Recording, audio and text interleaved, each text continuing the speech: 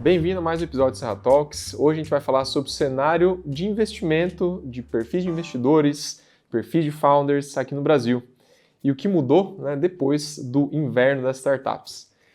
A gente chamou aqui hoje o Jason, né, Jason que está aí 19 anos trabalhando na SCM e também é associado e investidor da SC Angels, onde ele vai trazer um pouco da experiência dele, né, sobre todo esse ecossistema, né, de startups no Brasil e no mundo, né. Jason, ele também é head regional da SC Angels em Joinville, que acabou de abrir a regional lá em Joinville, né. Então, uma visão prática do ecossistema, o Jason vai trazer aqui alguns insights, né, sobre o papel tanto de investidores, de founders e um pouco do ecossistema. Então, vamos falar um pouquinho aqui sobre, primeiro, o inverno das startups, né, que, sei lá, 2015, 2016 ali tinha dinheiro a rodo, tinha valuation maluco, né, e ninguém ligava muito para isso, na real. Isso aí. Né? Então, tinha um cenário assim mais abundante, né, para as startups e depois veio a pandemia. E o mercado deu uma corrigida, Isso. né? Você que está acompanhando, né, mais o mercado das startups, o que você percebeu desse antes e depois, né? O que você pode comentar sobre isso? O que acontece, né, Gustavo? Dinheiro para startups tem muito. Na realidade, hoje ainda a gente sempre diz, né? Tem muito dinheiro e falta projeto bom. Isso sempre aconteceu. E antes ali do inverno das startups, existe uma euforia, né? Então, sobrando dinheiro, ideias boas, e a galera começou uns valuations malucos, assim, coisa que ainda hoje você olha e diz assim, cara, ainda está fora do que foi feito naquela época, né? E aí toda essa loucura, digamos assim, né? Esse momento que o mercado... Esse frenesi, perfeito, assim. a palavra certa, esse frenesi. E aí veio a pandemia, deu uma acalmada nas coisas e daí corrigiu o mercado, né? Então deu uma, opa, peraí, essa euforia não é o normal, não é o correto, os valuations estão inflados, tanto que as próximas rodadas são difíceis de quem fez lá.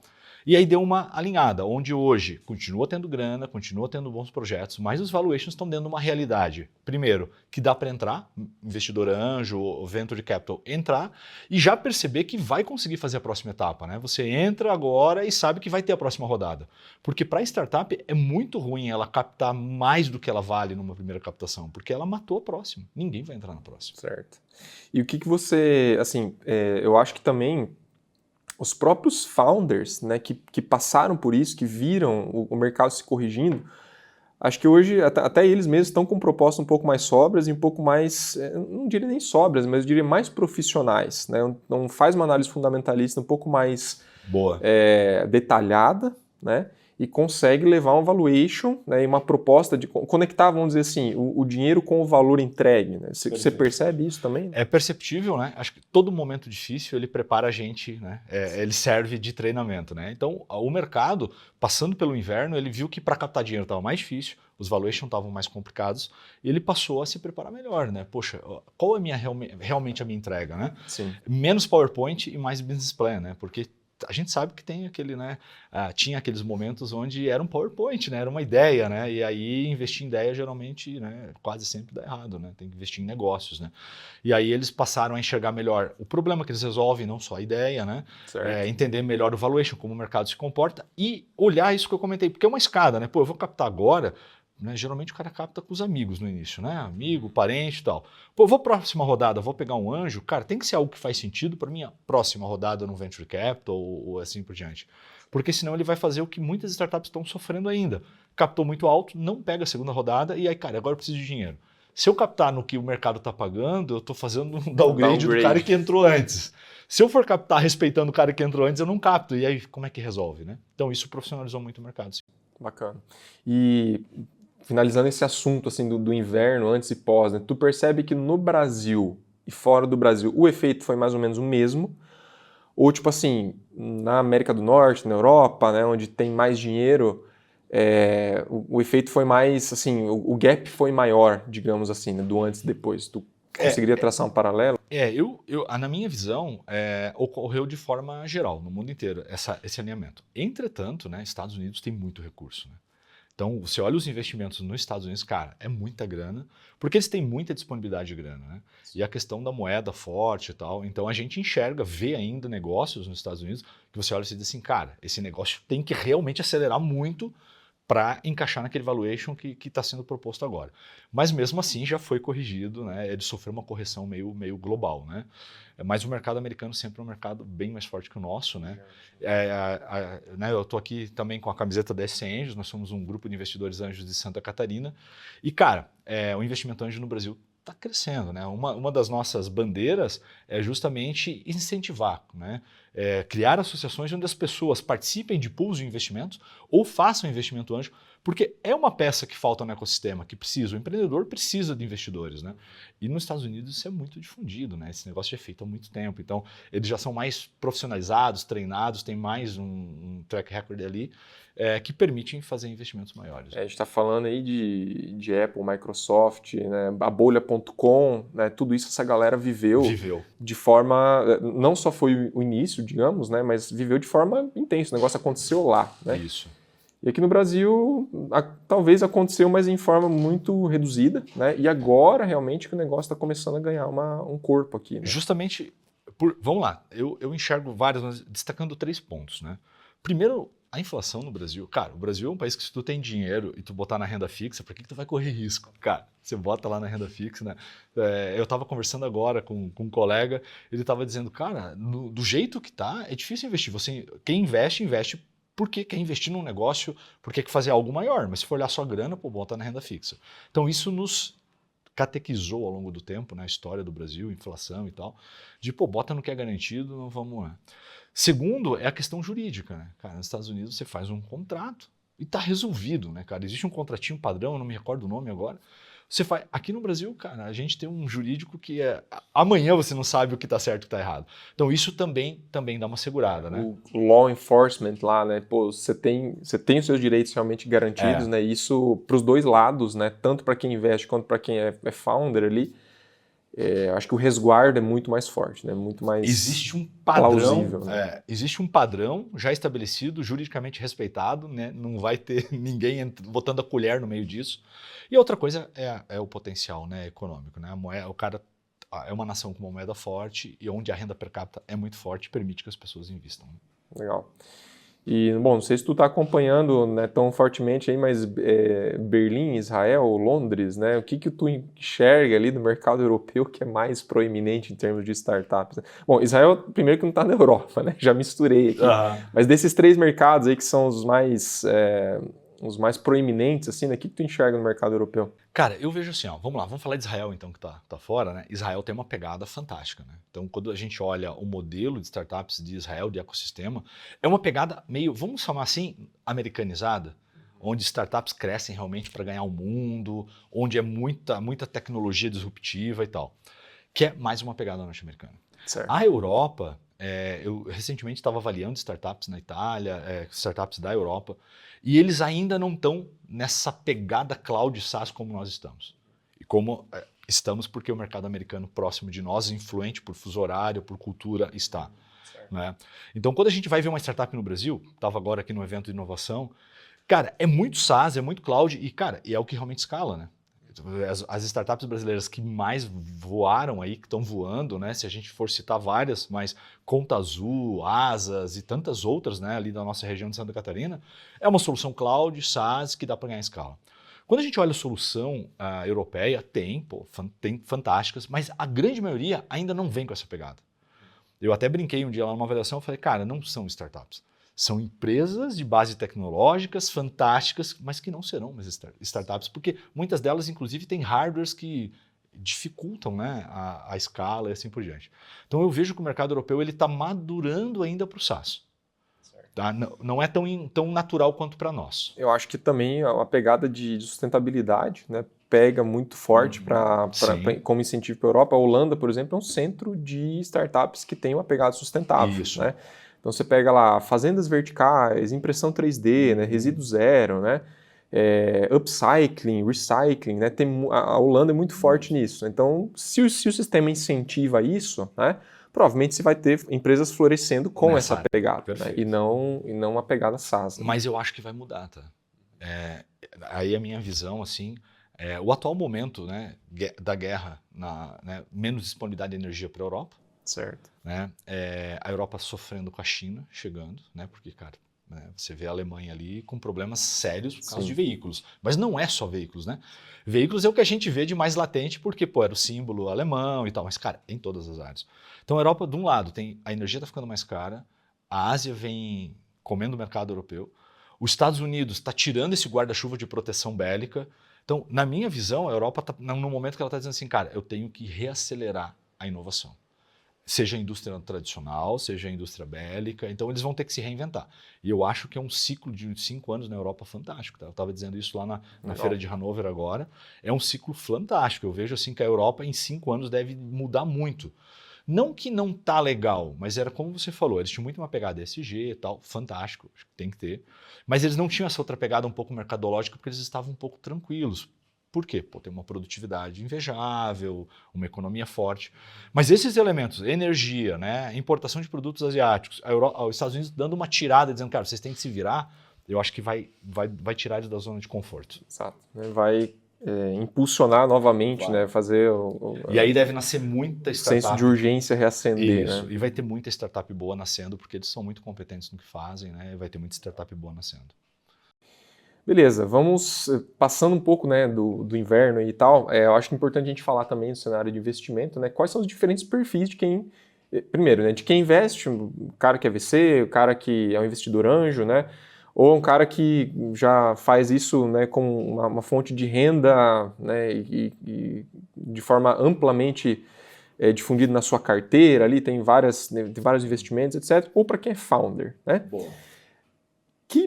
O que a gente percebe, né? Quais são os perfis dessa galera, né? Tanto de quem investe quanto de quem é founder, em relação à longevidade, tempo de permanência, né? Boa. Como que isso, e também numa pegada mais brasileira, né? O que você percebe aqui, né, em relação a comparando o Brasil com mercados externos? Né? Vamos lá. Investimento anjo, vamos começar pelo investimento anjo, né? Investimento anjo é aquele investimento tradicional onde se envolve o smart money. Até ontem eu falava com algumas startups e estavam me perguntando isso aqui no evento em Londrina.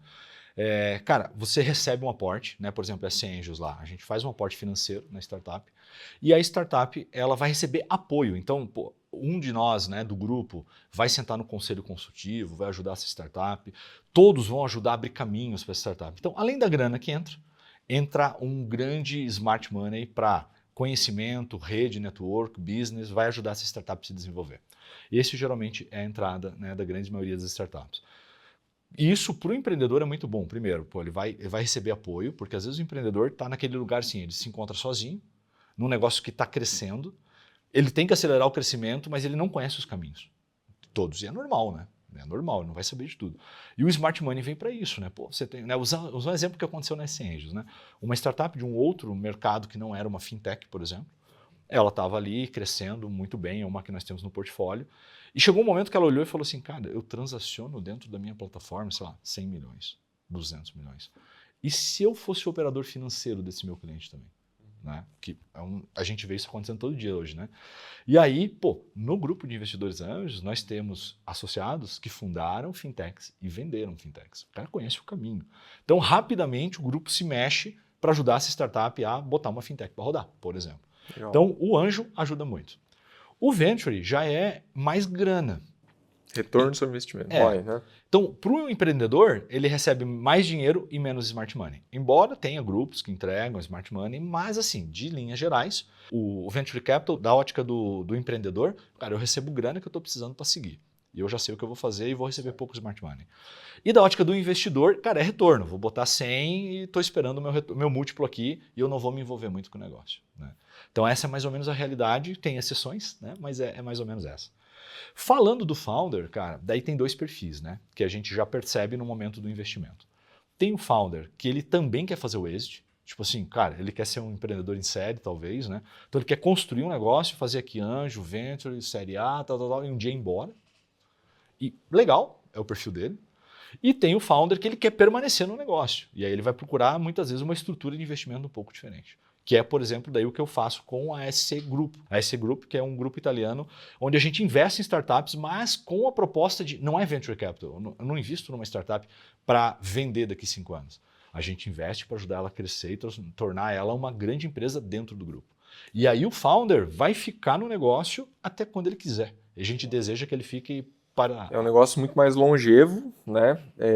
Visando talvez um alinhamento estratégico muito mais forte. Perfeito, Né? isso Porque mesmo. você não está fazendo um simples investimento para você ter um retorno depois, né? Você está talvez complementando uma área de negócio, né? Ou criando uma área nova que você não tenha hoje, né?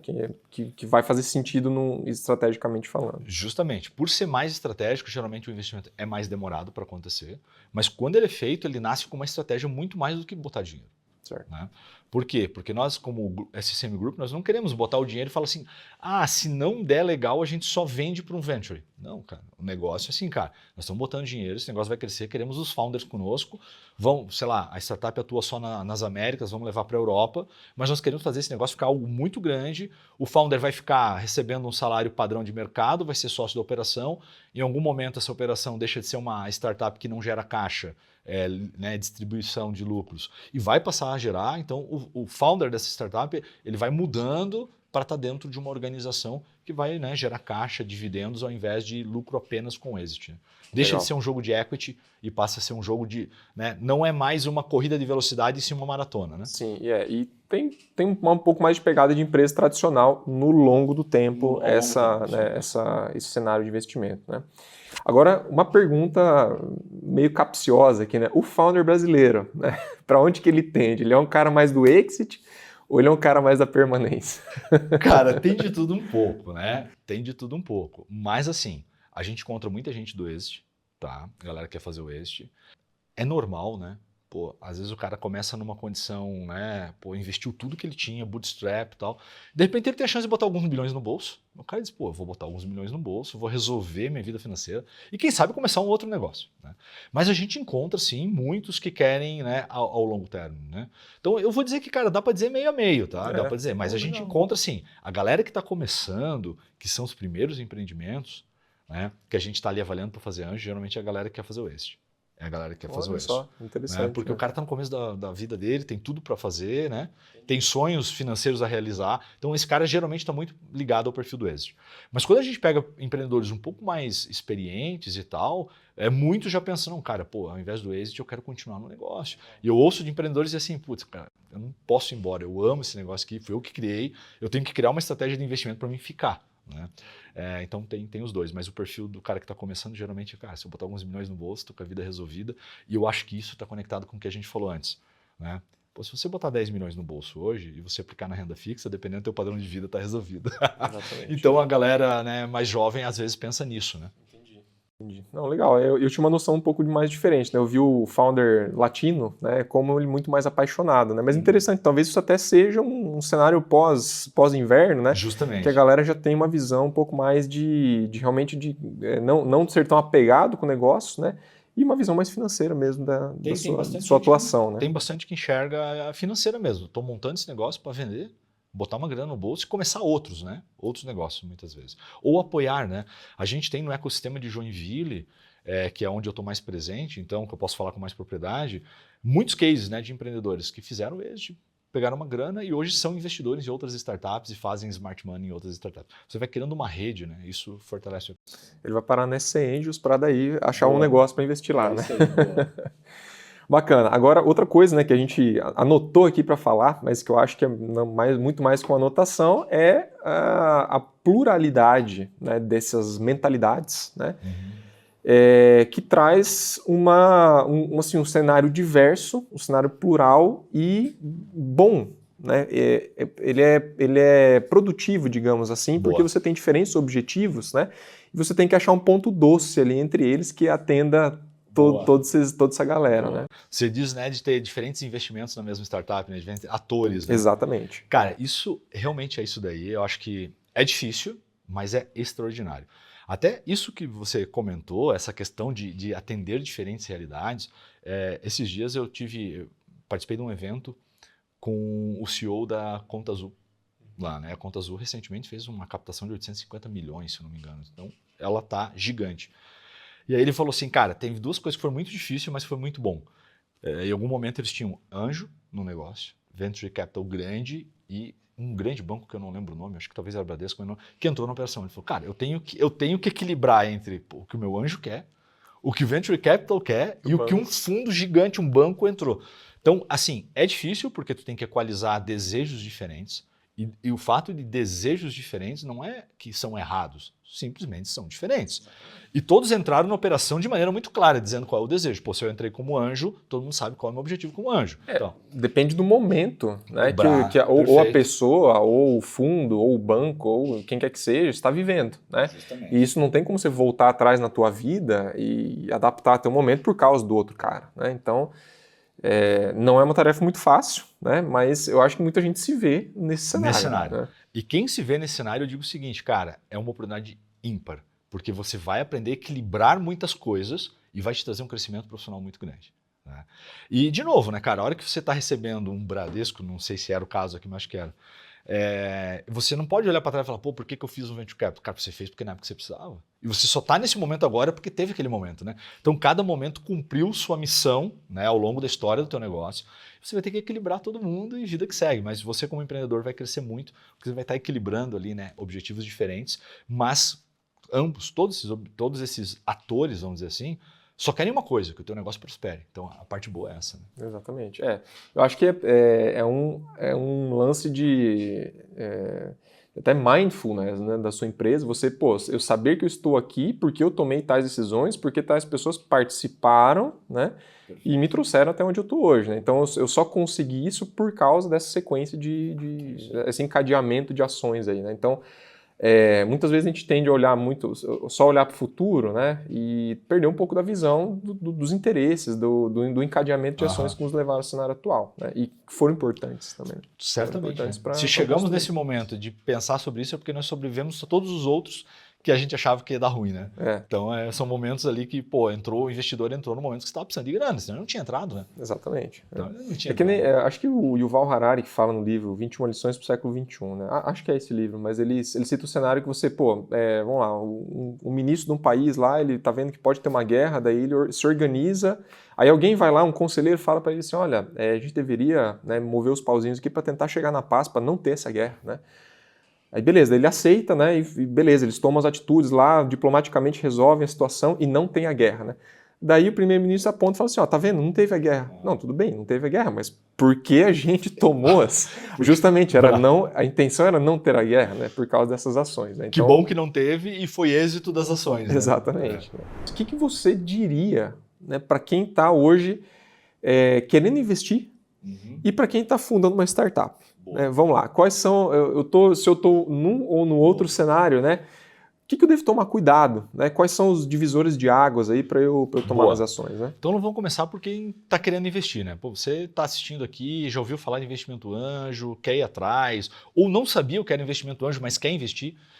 Cara, vai dar ruim se tu tentar fazer sozinho. É normal, a gente erra né? Tudo na vida é assim, a gente faz errado e depois aprende. Então, para não errar no básico, procura grupos que fazem investimento. Se aproxima de pessoas que já fazem isso, que têm experiência. Né? Por exemplo, vou trazer o exemplo da SC Angels lá de Santa Catarina. Nós somos um grupo lá, eu acho que de 180 associados agora, onde a gente faz investimento em grupo. Então, se você quer fazer um investimento, vamos usar o exemplo assim, você tem lá 50 mil reais e você quer investir. Bom, com 50 mil você vai investir num negócio pequeno. Né? Tu só tem um, né, cara? Se aquele deu ruim, né? E a regra básica dos investimentos, seja ele financeiro, startup, qualquer tipo de investimento, é ter em lugares diferentes, porque se algum der ruim, outro compensa, quer dizer, tu tens que... Vou colocar todos os ovos numa cesta. E aí, por exemplo, nós temos lá um fundo onde vários investidores colocaram o seu valor disponível e em conjunto a gente juntou 5 milhões de reais. E aí com 5 milhões de reais nós estamos investindo em 14, 15 startups. Então, você que botou um pedaço do teu valor ali, você tem um pedacinho de cada uma daquelas 14 startups. Então, uma outra daquela vai falir, acabar, não deu certo. Outras vão crescer múltiplos de 4, 5, 6. Outras daqui a pouco vão ter um múltiplo de 20, 30. E na média vai dar um ótimo negócio. Então, se você quer investir, primeiro, se aproxima dos ecossistemas. Todo lugar hoje tem ecossistema, né? Então vai lá no ecossistema. Participa, não é tempo perdido, né? Você vai tomar um café, um chopp com alguém, vai fazer network, se associa a um grupo de investidores e muitos grupos de investidores te permitem associar sem investir. Então, tu pode ser um associado sem fazer investimento para tu conhecer, começar a participar, tá? E aí você se sente seguro de dizer, vou fazer meu primeiro movimento. Nada é certo que vai dar certo, mas a chance de dar errado é infinitamente menor. Então, se você quer investir, cara, corre atrás, né? Se você estiver em Santa Catarina, tem SC Angels, então aproveita, né? Tá, vai lá. Mas em todos os estados, nós, né, tem aí grupos fantásticos de investidores. E é uma, assim, por natureza, os grupos de investidores anjos, em sua grande maioria, eles estão também interessados com, como é que eu posso dizer, formar outros investidores. A gente não está olhando só para o nosso investimento. Legal. Então, quando você olha a SC Angels, por exemplo, você tem a associação, que não precisa investir. São pessoas que gostam do tema, querem aprender, ou querem ensinar, ou querem, né, se relacionar. E aí tem um grupo de investidores que é um grupo um pouco menor. Você pode entrar nessas associações e ficar 2, 3 anos sem investir. Mas você está no meio, vai participar de eventos, vai trocar ideias, network, e tu vai entender como funciona. Aquele lance, né? Você senta à mesa com pessoas mais inteligentes que você. Sei que me disse isso aí. E tem que ser assim, cara. É você, né, né, simplesmente por estar, você está aprendendo, está assimilando alguma coisa. Eu comentei contigo isso daí porque foi quando eu decidi entrar na SC Angels, cara. Eu falei, cara, eu preciso aprender, eu não sei. Eu tenho que achar uma galera que sabe muito. E eu tenho que ser, né, entre aspas, o burrinho da mesa, né? Eu tenho que sentar lá sem saber muito, ouvir bastante para aprender. E funcionou, tá? Gostei. Funcionou. Por isso que eu comentei. Agora, para o empreendedor que quer captar... Vamos lá, né? Pro outro lado da mesa. Pro outro lado, cara, eu imagino que você pode estar no momento dizendo assim, cara, eu preciso de grana porque o meu fluxo de caixa não vai aguentar. Mas tome bastante cuidado também, né? Pior do que você não conseguir captar é tu captar da pessoa que não sabe o que está fazendo.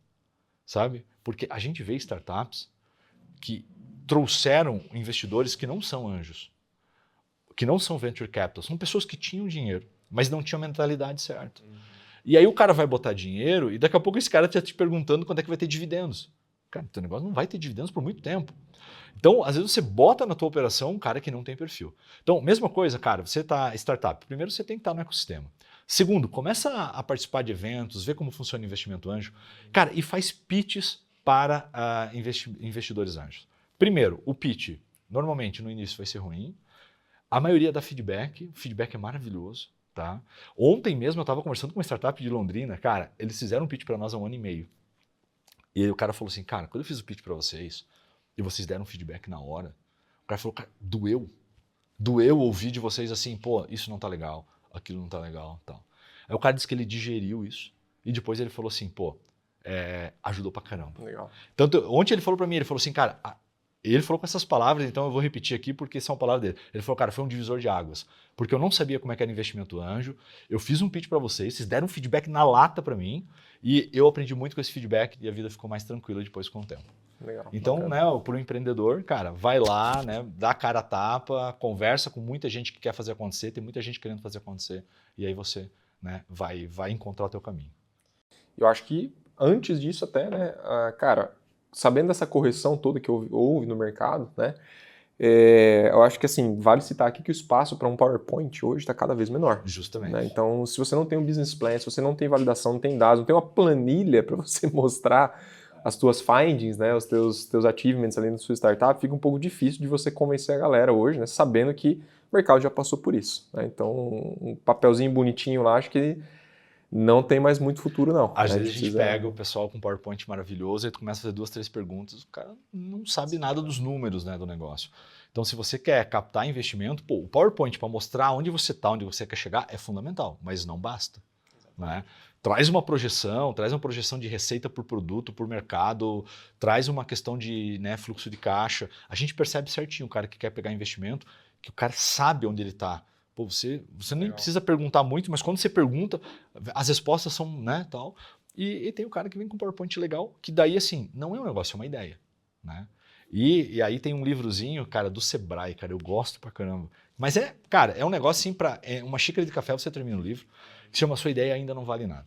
Então, se tem alguém assistindo a gente aqui e tá com uma ideia, cara, lê o livro, porque eu te sinto informar que a sua ideia não vale nada.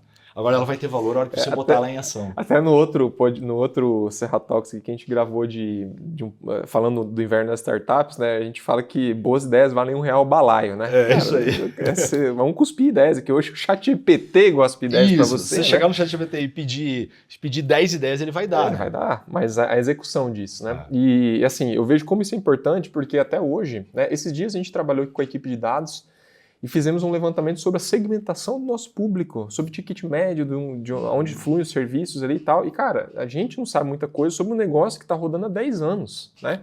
Que a gente tem que trabalhar muito para chegar na informação que a gente precisa ali de uma operação que você já conhece, né? Então imagina um negócio que você está fundando, que você não conhece, né? Muita gente, eu vejo se embananar também questão de público, né?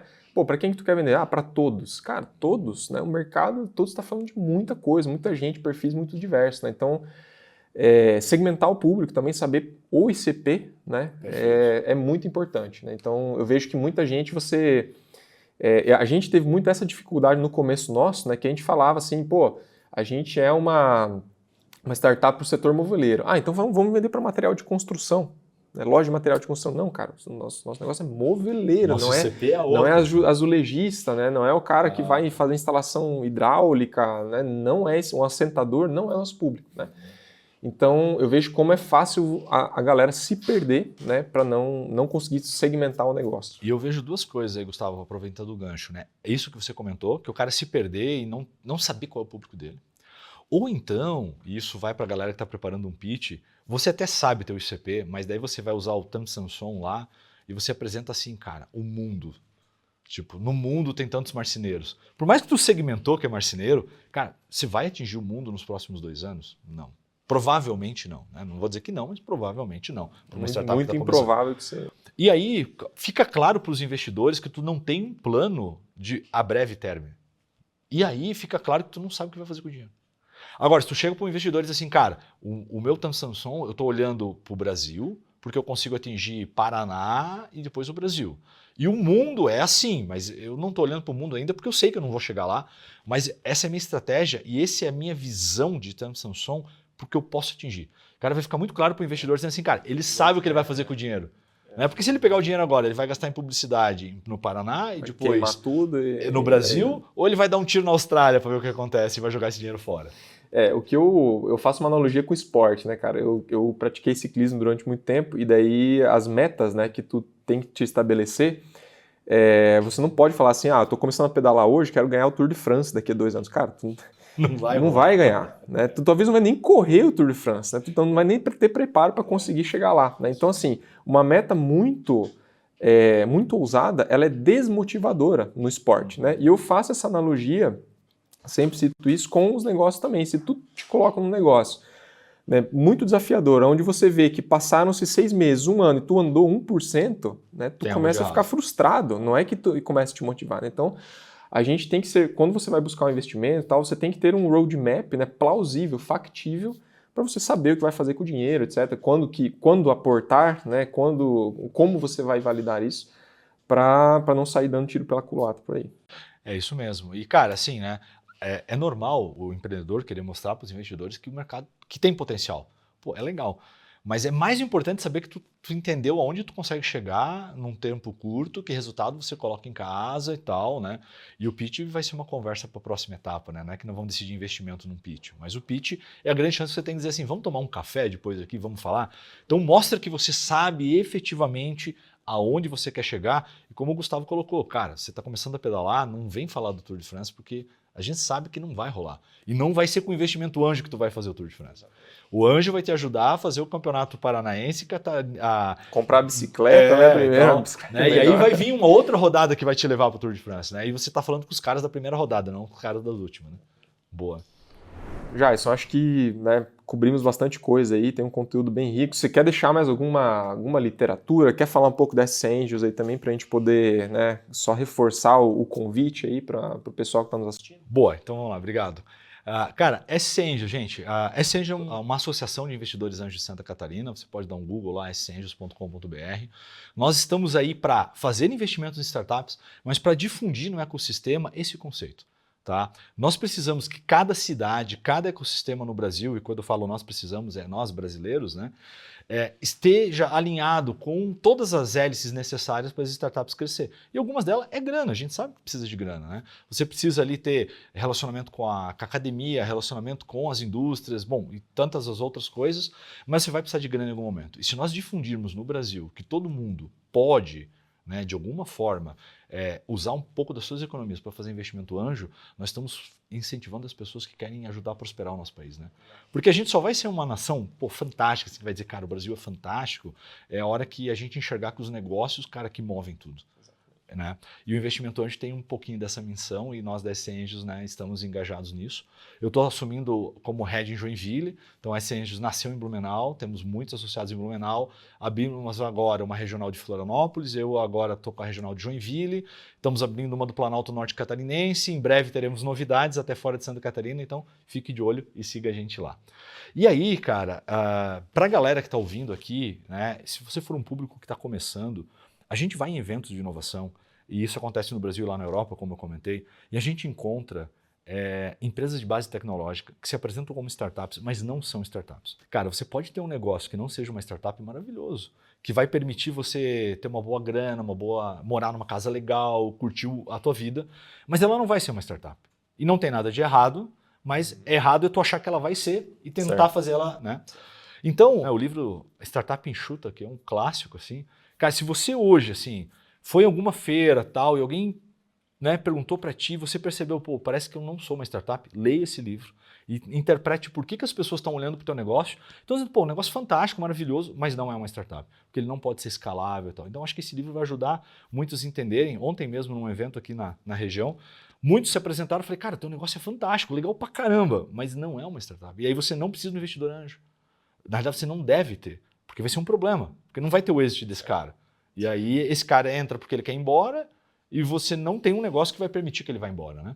Então, assim, a gente enxerga isso. Isso na Europa acontece muito também. Então, se você está assistindo hoje aqui, está querendo conhecer o tema ou está no tema e quer descobrir se você é uma startup ou não, leia esse livro e verifica lá se o teu produto é escalável, se você consegue, né, crescer de maneira exponencial e assim por diante, né? Porque às vezes aí você tem um hardware que te dificulta o caminho. E aí, cara, você pode decidir, pô, para mim tá legal, eu vou seguir com esse negócio, para mim tá bom. Ou você diz, pô, vou ajustar meu negócio para fazer, né? E dá para fazer.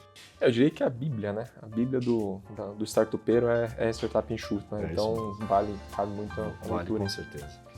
Jais, te agradeço. Obrigado pelo papo, obrigado pela presença. Você que está nos assistindo, né? Se tem algum comentário aqui, alguma crítica, alguma sugestão, algum complemento, deixa aqui a gente saber e acompanhe os próximos Serra Talks que virão aí com mais conteúdo para vocês. Obrigado. Valeu, gente. Obrigado.